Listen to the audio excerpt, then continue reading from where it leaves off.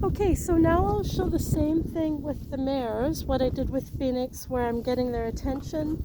And again, this is a form of dominance, but it's a very calm, gentle way of showing dominance without being aggressive, without chasing them. It's not a big deal. See, every time they turn and look at me, I praise that. In the beginning, I actually had to use treats with them because domesticated horses can be quite different that way. With the wild horse, they're very alert and they really pay attention. With domesticated horses, they're more prone to ignoring you or just running away from you. So all I would do is I would move around them, and I would every time, and I want them to look at me. So no matter where I move, I want them to be watching me and looking at me, because that is a sign of respect. And so I would always praise them for doing that. So I'll just show you here.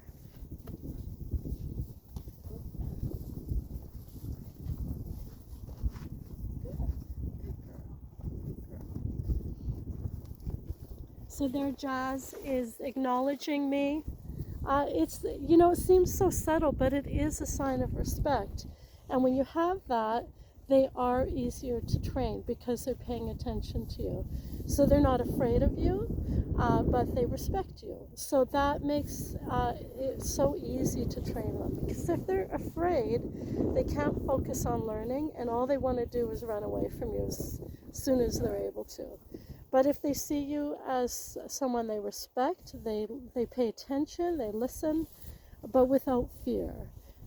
So that's finding that balance is super important. And some horses are more fearful than others. So something that you do with a more confident, lazy kind of horse would be different than a very nervous horse.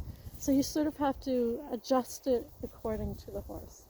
So what I do with the mares, with Phoenix, is super easy to get his attention. With the mares, I'll just use my dressage whip and just point at the, see how she's ignoring me? And this is what you get with the domestic horses. There. That's all I want, is for her to lift up her head and acknowledge me.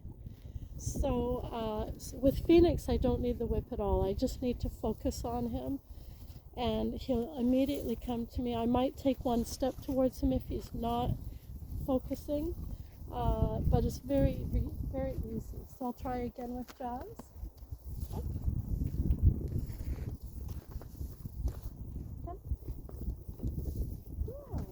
Good girl. Good. Ginny? Good. There, so I did it with Ginny, and there she's coming to me. She's a bit more of a sensitive horse, so I have to ask very lightly with her, or she'll just run away. Good girl. Good.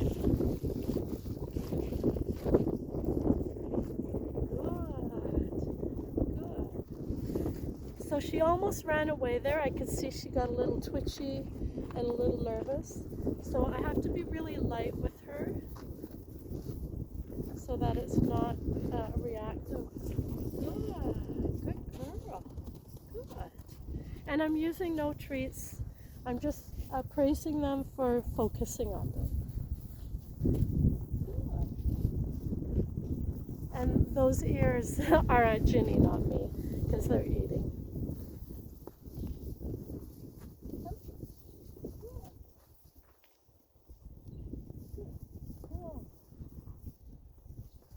So she lifted up, but she didn't turn to me, so then I used the whip again to say turn to me.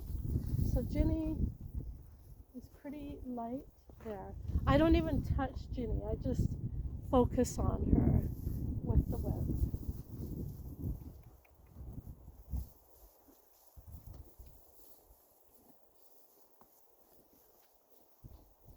Well, now I'm touching her because she is ignoring me.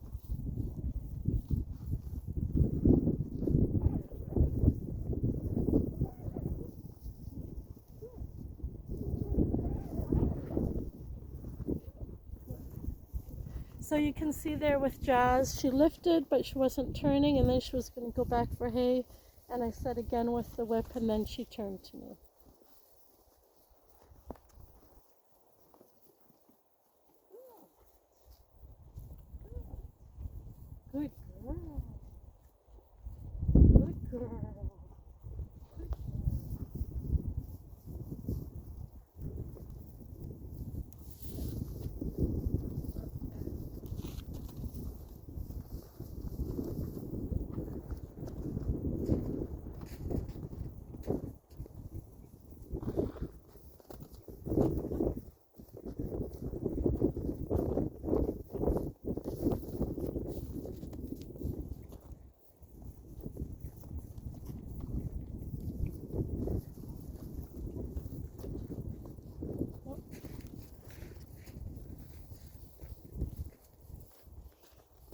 And you can see there how Jazz walked away. Now I should be able to get her back.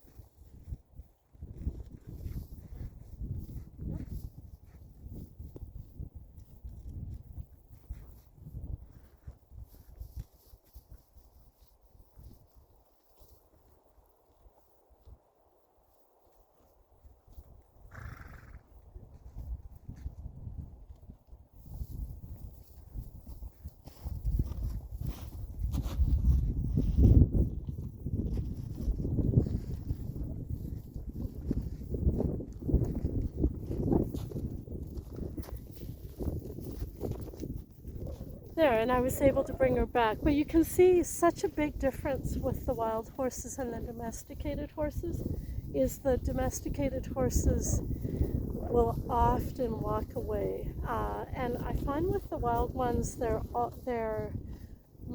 it's much easier to get them to face you and come to you. I have to work on this quite a bit with these guys, and a lot of times they walk away. So I keep practicing. But yeah, so that's an interesting difference with the wild and the domesticated horse.